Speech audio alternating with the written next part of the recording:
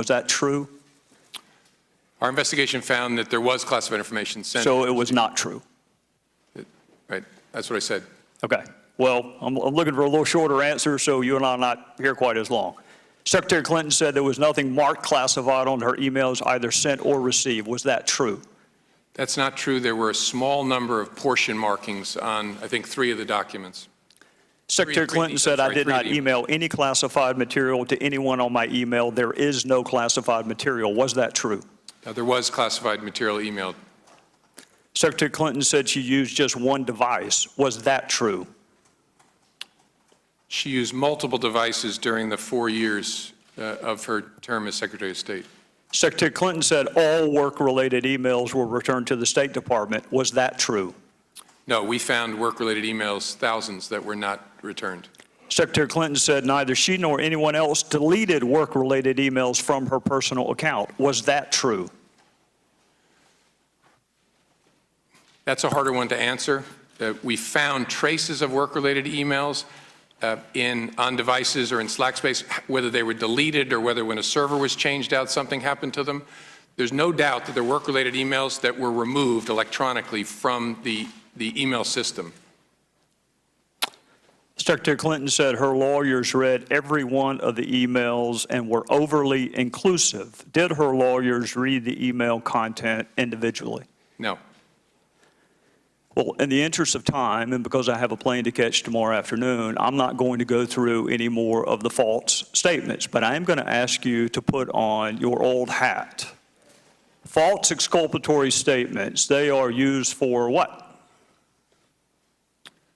Well, either for a substantive prosecution or for evidence of intent in a criminal prosecution. Exactly. Intent and consciousness of guilt, right? Is that right? Right. Consciousness of guilt and intent.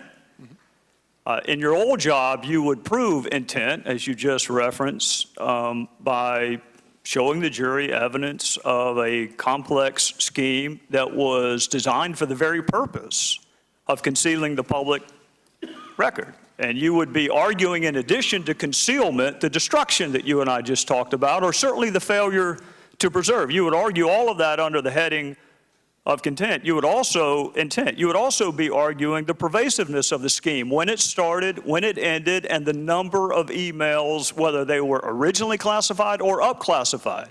You would argue all of that under the heading of intent.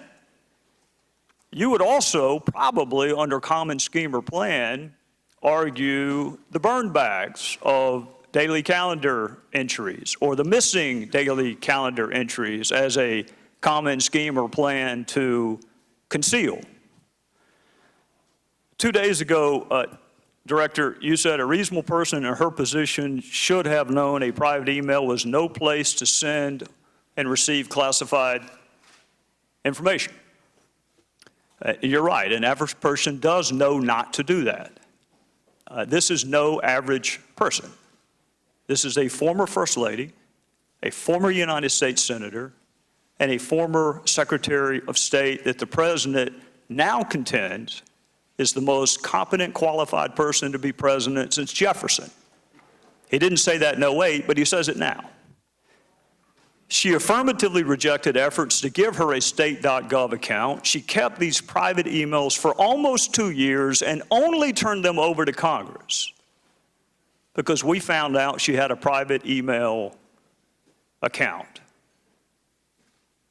So you have a rogue email system set up before she took the oath of office, thousands of what we now know to be classified emails, some of which were classified at the time. One of her more frequent email comrades was in fact hacked, and you don't know whether or not she was. And this scheme took place over a long period of time and resulted in the destruction of public records, and yet you say there is insufficient evidence of intent. You say she was extremely careless, but not intentionally so. You and I both know intent is really difficult to prove. Very rarely do defendants announce, on this date, I intend to break this criminal code section.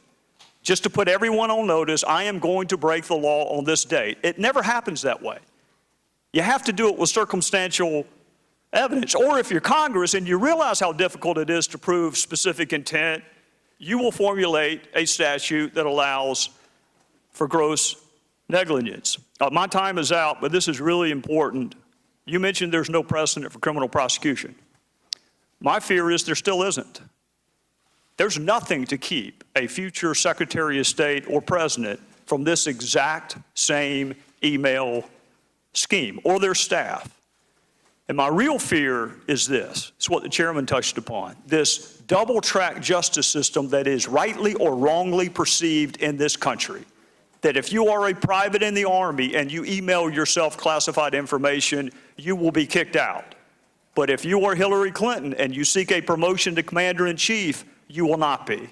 So what I hope you can do today is help the average person, the reasonable person you made reference to, the reasonable person understand why she appears to be treated differently than the rest of us would be.